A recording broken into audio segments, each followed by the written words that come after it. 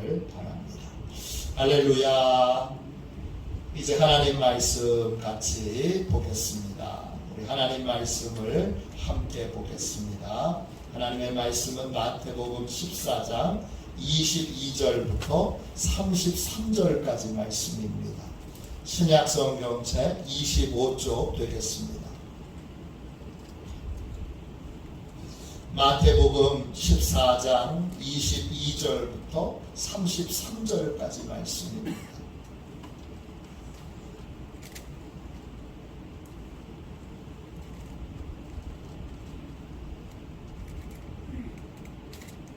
마태복음 14장 22절부터 33절까지 말씀입니다. 우리 같은 목소리로 천천히 하나님의 말씀을 함께 읽겠습니다. 같이 22절부터 같이 읽겠습니다. 예수께서 즉시 제자들을 재촉하사 자기가 무리를 보내는 동안에 배를 타고 앞서 건너편으로 가게 하시고 무리를 보내신 후에 기도하러 따로 산에 올라가시니라. 저물매 거기 혼자 계시더니 배가 이미 육지에서 소리나 떠나서 바람이 거스름으로 물결로 말미암아 고난을 당하더라. 밤 사경에 예수께서 바다 위로 걸어서 제자들에게 오시니 제자들이 그가 바다 위로 걸어 오심을 보고 놀라 유령이라 하며 무서워하여 소리 지르거늘 예수께서 즉시 이르시되 안심하라 나니 두려워하지 말라. 베드로가 대답하여 이르되 주여 만일 주님이시거든 나를 명하사 물 위로 오라 하소서 하니 보라 오라 하시니 베드로가 배에서 내려 물 위로 걸어서 예수께로 가되 바람을 보고 무서워 빠져가는지라. 소리 질러 이르되 주여 나를 구원하소서 하니 예수께서 즉시 손을 내밀어 그를 붙잡으시며 이르시되 믿음이 작은 자여 왜 의심하였느냐 하시고 배에 함께 오르매 바람이 그치는지라. 배에 있는 사람들이 예수께 절하며 이르되 진실로 하나님의 아들이로소이다 하더라. 아멘. 할렐루야. 주님의 약속을 붙들고 사는 삶, 주님의 약속을 붙들고 사는 삶, 이런 주제로 같이 함께 은혜 나누겠습니다. 새로운 주제로 하나님의 말씀을 함께 나누고 있는데 오늘 본문의 오늘 설교 제목이 앞으로 저희가 같이 나눌 말씀의 주제가 되겠습니다. 우리 좌우 옆에 계신 분하고 한 번 더 이렇게 인사합시다. 주님의 약속을 붙들고 삽시다.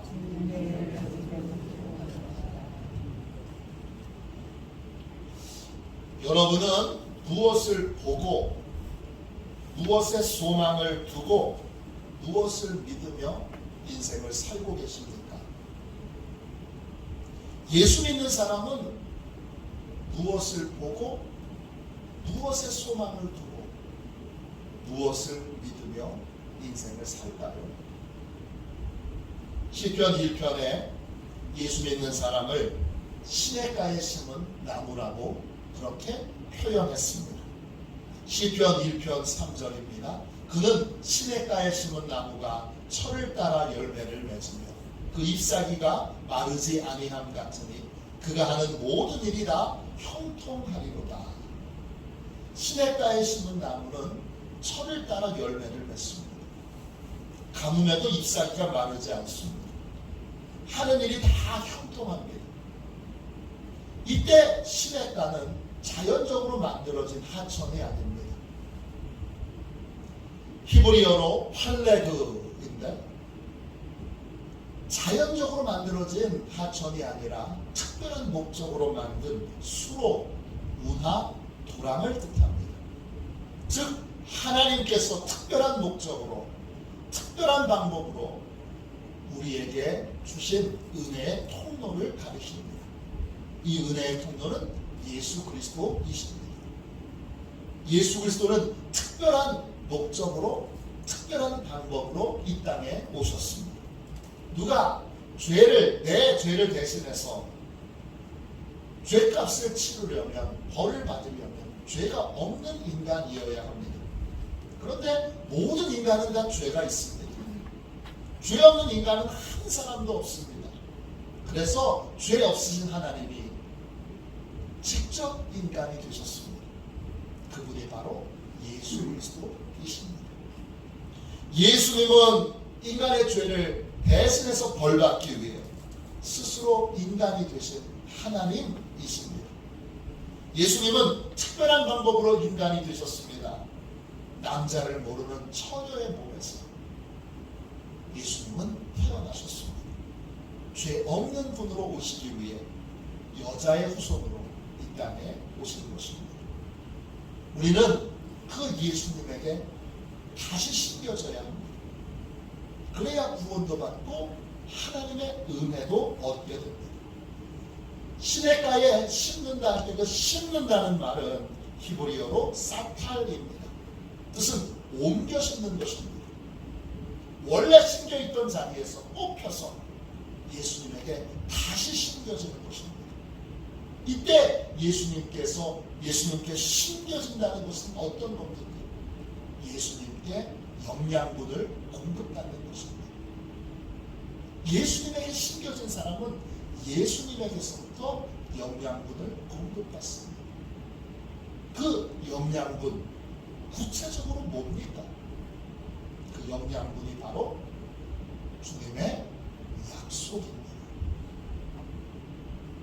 예수 믿는 사람은 주님께 약속을 받습니다. 예수 믿는 사람은 주님이 주신 약속을 붙들고 삽니다. 믿음으로 산다는 건 주님의 약속이 이루어질 것을 믿고 그 약속을 붙들고 그 약속을 주장하고 그 약속을 하나님 앞에 부르짖어 기도하며 그렇게 살아가는 것입니다. 약속을 붙들고 살면 어떻게 됩니까? 그러면 시냇가에 심은 나무처럼 철을 따라 열매를 맺고 잎사귀가 마르지 않고 그리고 하는 일마다 다 형통하게 됩니다. 어떻게 그런 일이 가능합니까? 주님께서 신실하게 그 약속을 지키시기 때문입니다. 저와 여러분이 주님께 약속을 받고 그 약속을 붙들고 믿음으로 살아 그 약속이 이루어지는 풍성한 열매를 맺는 복된 인생들이 다 되시기를 주님의 이름으로 축원합니다. 축원합니다. 그러니까 그리스도인들은 주님의 약속에 초점을 맞추고 인생을 살아갑니다. 주어진 상황을 보지 않고 주어진 환경만 보지 않고 상황이 어려워. 지금 너무 어려워. 그리스도인은 주어진 상황만 보고 절망하고 낙심하는 사람이 아니라 주어진 상황이 어려워도 주님의 약속을 붙들고 그 약속을 바라보는 사람들입니다. 그래서 형통한 삶을 사는 것입니다.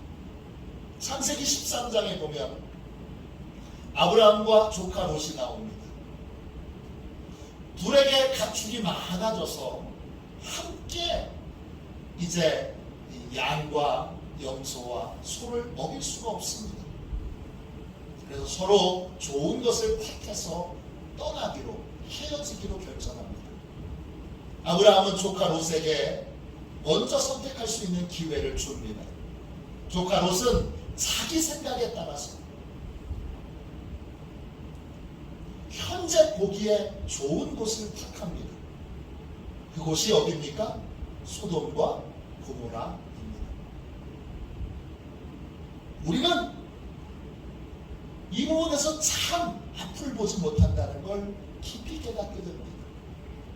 창세기 13장 14절부터 17절 말씀입니다. 너는 소돔과 고모라 지역입니다. 죄송해요. 반대로 아브라함은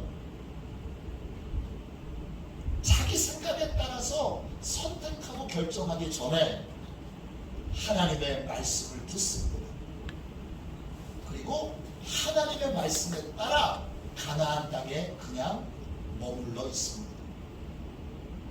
눈에 보기에는 어떤 땅이 더 좋아 보입니까?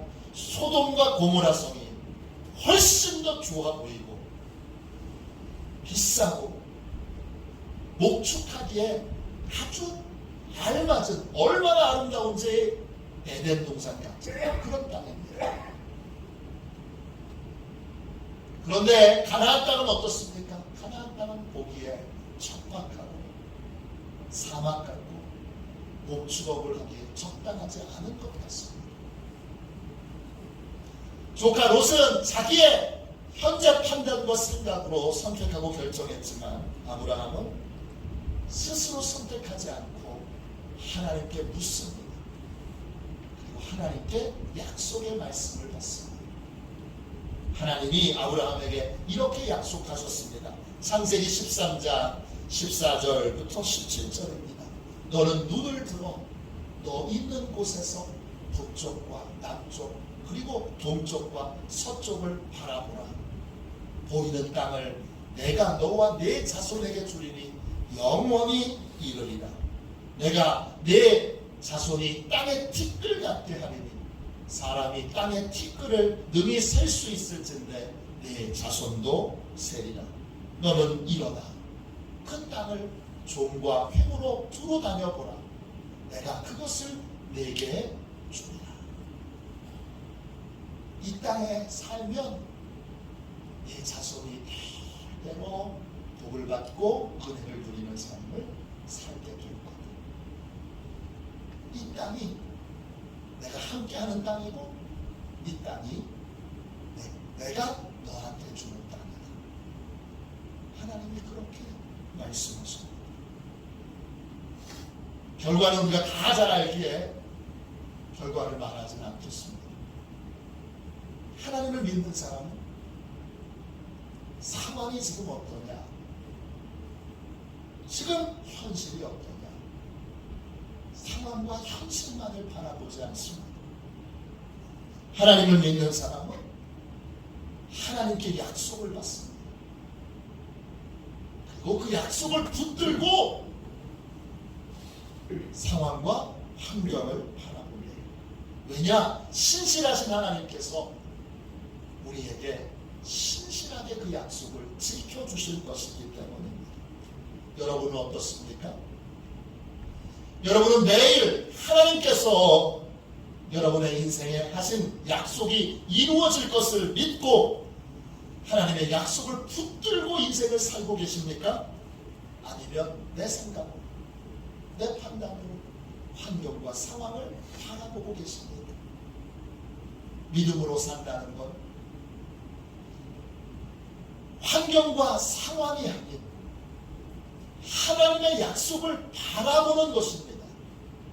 바라본다 이 말을 영어 성경에는 특별한 단어를 쓰고 있습니다. behold 이런 단어를 쓰고 있습니다. hold는 잡는다는 겁니다. be는 이루어지는 겁니다. behold는 뭡니까? 이루어질 것을 믿고 그 약속을 붙드는 겁니다. 약속을 놓지 않는 것입니다. 이게 바라보는 것입니다. 하나님의 약속을 바라본다는 건 하나님의 약속이 반드시 이루어질 것을 믿고 약속을 붙들고 삶을 살아가고 있는 것입니다. Behold, 주님은 항상 바라보라 그러셨습니다. See, 보라고 하지 않고 Behold 그러셨어요. 그 약속이 내 삶에 실제로 구체적으로 이루어질 것을 보고 그 약속이 이루어질 것을 붙들고 인생을 사는 것이 바로 바라보는 것입니다. 오늘 읽은 말씀에 베드로가 무리를 걷습니다. 아니 베드로는 별반 우리랑 다를 것 없는 평범한 인간인데 이 지극히 평범한 베드로가 어떻게 무리를 걸을 수 있습니까? 베드로가 무리를 걸을 수 있었던 이유는 딱 하나입니다. 오라고 부르신 주님의 약속을 붙들었기 때문입니다. 오라 하시는 주님의 약속을 붙들었고 그 약속을 붙들고 나아가면 나머지는 다 주님이 책임져 주실 줄을 믿었기 때문에 그는 무리를 걸을 수 있었습니다. 어떤 상황입니까? 예수님께서 오병이어의 기적을 베푸시고 제자들을 먼저 건넌 마을에 가게 하십니다. 그리고 예수님은 혼자 남아서 밤샘 기도를 하십니다. 배로 먼저 호수를 건너가던 제자들이 큰 풍랑을 만납니다. 앞으로 가려고 열심히 노를 저어도 배는 제자리 걸음입니다. 밤샘 기도를 하시던 예수님이 밤 4경에 무리를 걸어서 제자들을 도와주시려고 배로 찾아오십니다. 유대인들은 밤을 3시간 단위로 묶어서 경으로 불렀습니다. 1경은 오후 6시부터 9시, 2경은 9시부터 12시, 3경은 12시부터 3시, 4경은 3시부터 6시까지입니다. 즉 4경은 새벽 시간입니다. 주님이 밤새 기도하시고 기도가 마쳐지고 나서 제자들을 도와주시려고 물 위를 걸어서 제자들이 있는 배에 오신 것입니다. 예수님이 물 위로 걸어오시니까 제자들은 유령인 줄 알고 무서워서 소리를 지릅니다. 예수님은 제자들을 보시고 제자들을 이렇게 안심시키십니다. 안심하라, 나니 두려워하지 말라. 예수님의 말씀에 평안을 찾은 베드로가 예수님께 이런 부탁을 합니다. 베드로가 대답하여 이르되 주여, 만일 주님이시거든 나를 명하사 물 위로 오라 하소서. 베드로는 정말 대단한 믿음을 가진 사람입니다. 수제자답습니다. 베드로는 예수님이 명령만 하시면 자신도 예수님처럼 무리를 걸을 수 있다고 믿었습니다. 예수님은 자신만 능력을 행하실 뿐만 아니라 명령할 때 제자들도, 평범한 사람들도 능력을 행하실 수 있도록 변화시키실 수 있다, 이렇게 믿었습니다. 얼마나 귀한 믿음입니까? 주님만 기적을 행하시는 것이 아니라 주님은 나도 기적을 행하실 수 있도록, 기적을 행할 수 있도록 나도 변화시켜 주실 수 있습니다. 베드로의 부탁을 받고 예수님께서 이렇게 말씀하십니다. 뭐라고 말씀하시죠? 오라! 그러십니다. 간단하게 말씀하십니다. 오라! 그 말에 베드로가 물속에 뛰어듭니다. 지금 물은 그냥 물이 아니죠. 큰 파도가 치는, 거친 파도가 일어나는 그러한 매우 무서운 그런 호수입니다. 베드로는 예수님이 말씀하실 때 그 말씀이 자기 삶에 그대로 이루어질 줄로 믿었습니다. 주님께서 놀라운 능력을 자기에게 행하실 수 있다고 믿었습니다. 하나님께서 세상을 말씀으로 창조하신 것처럼, 하나님께서 말씀으로 세상을 창조하셨잖아요. 말씀으로 창조하신 것처럼 말씀으로 주님께서 자기를 물 위를 걷게 하실 수 있다고 믿었습니다. 물속에 뛰어든 베드로 어떻게 됐습니까? 주님의 약속을 믿고 그 약속을 붙들었을 때 베드로는 물 위를 걸었습니다. 마태복음 14장 29절입니다.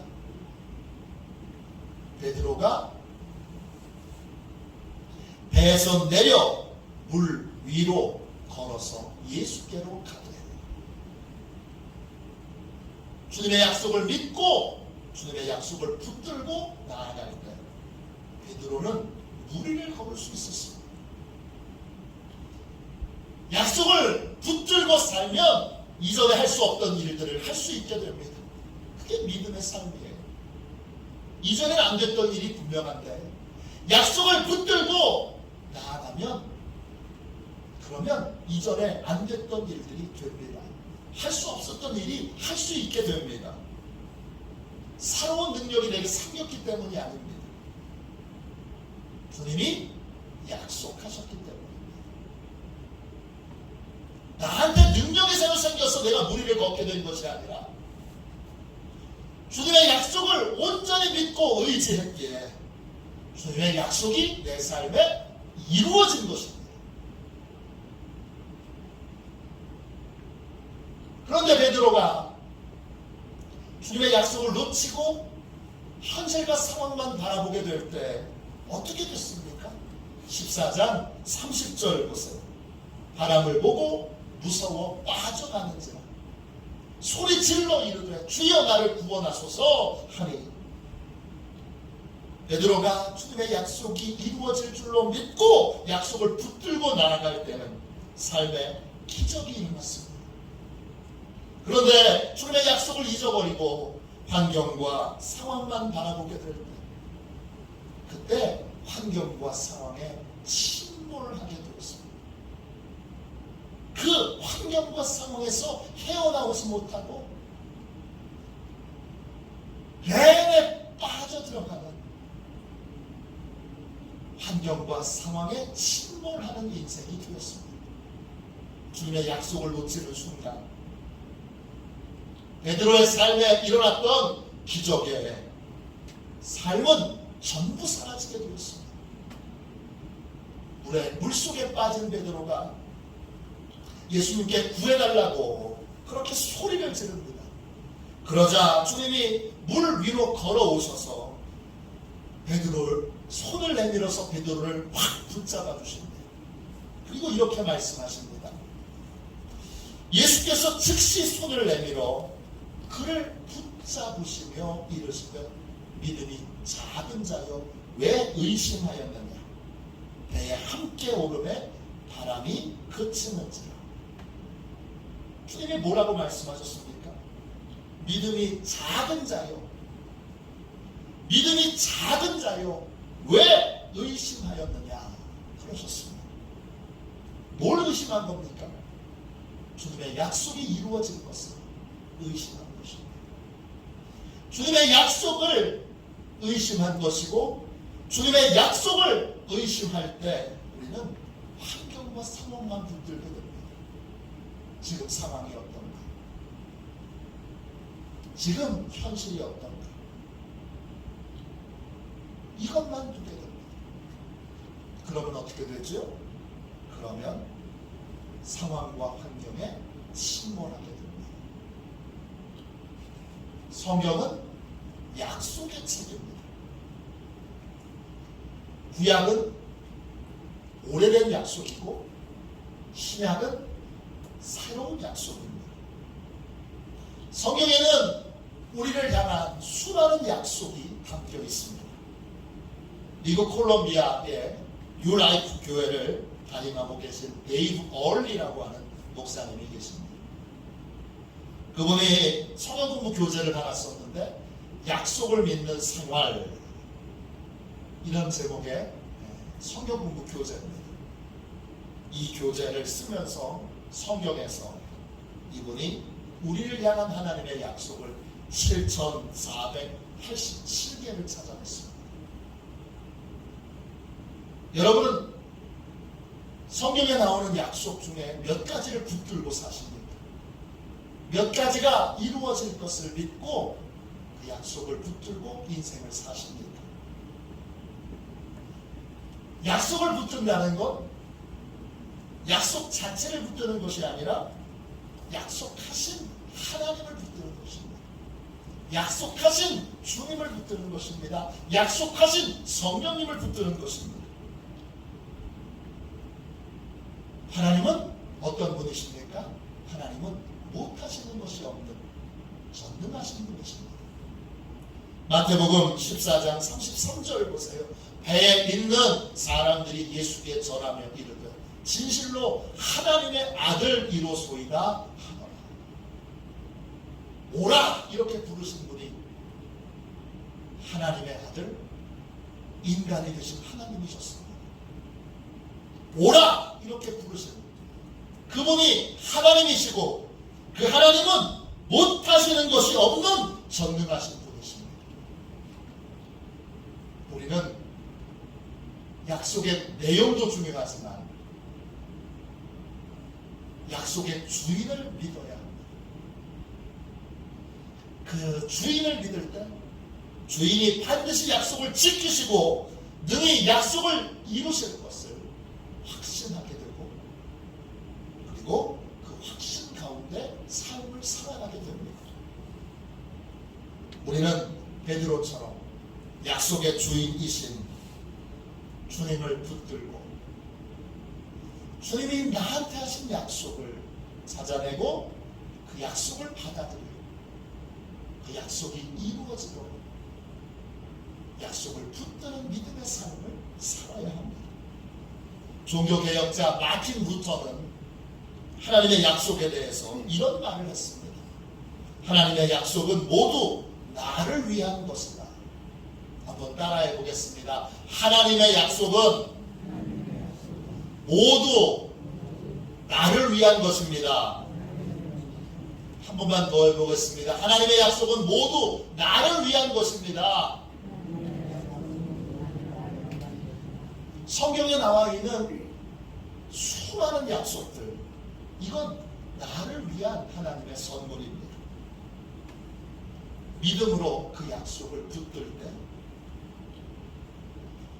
내 삶에 하나님의 그 약속을 이루시는 기적과 은혜를 체험하게 됩니다.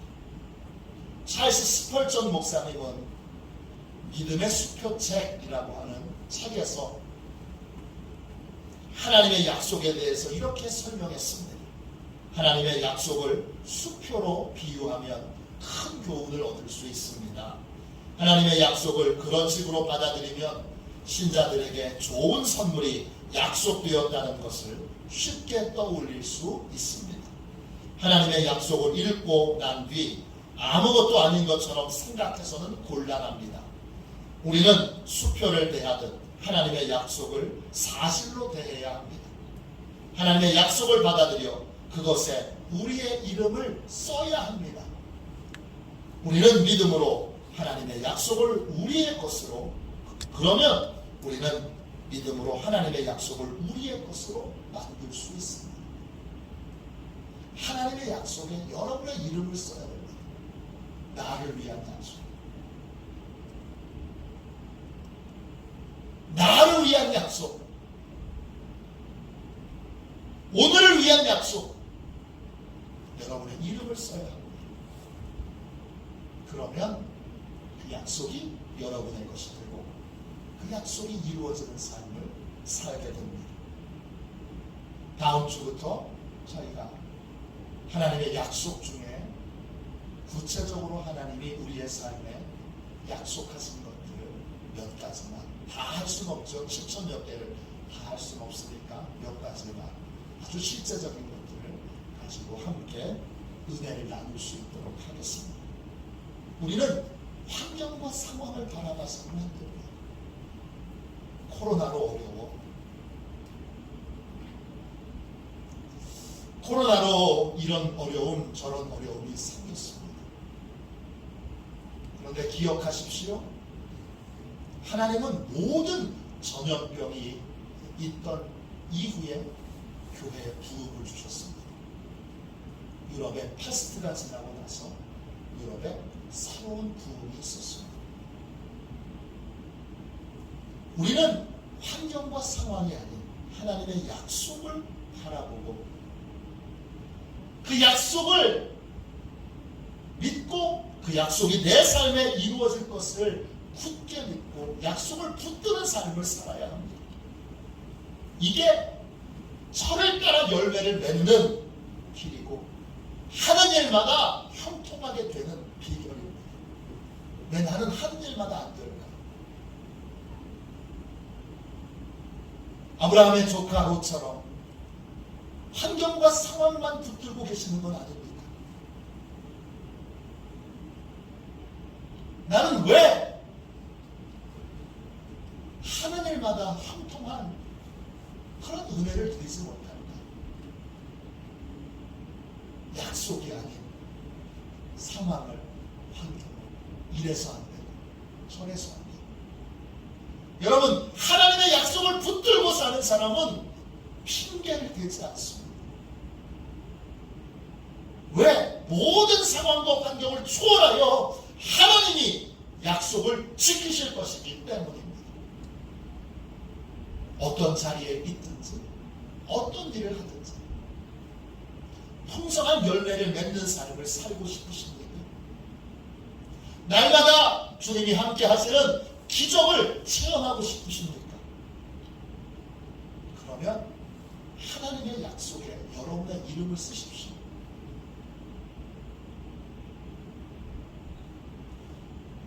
하나님의 약속이 내 삶에 이루어질 것을 믿고 그 약속을 붙드십시오. 하나님의 약속을 behold 바라보십시오. 그러면 풍성한 열매를 맺고 또 형통한 삶을 살고 놀라운 기적을 체험하게 될 것입니다. 약속을 붙드는 삶, 그것이 형통의 비결이고 약속을 붙드는 삶, 그것이 절망 중에서 일어나 소망을 갖는 길이고 약속을 붙드는 삶, 그것이 바로 하나님의 놀라운 은혜를 체험하는 길입니다. 신실하신 하나님을 신뢰하고 약속을 붙드는 복된 삶을 사시기를 주님의 이름으로 축원합니다. 우리 546장 1절만 찬양하고, 주님 저도 무리를 걷게 해주십시오. 주님 저도 주님의 약속을 믿고 의지하여 무리를 걷는 기적을 체험하는 삶, 철을 따라 열매를 맺고 하는 일마다 형통하게 되는 은혜를 받고 누리게 해주십시오. 우리 이 찬송 부르고 함께 기도하도록 하겠습니다. 우리 1절만 한번 찬양하겠습니다.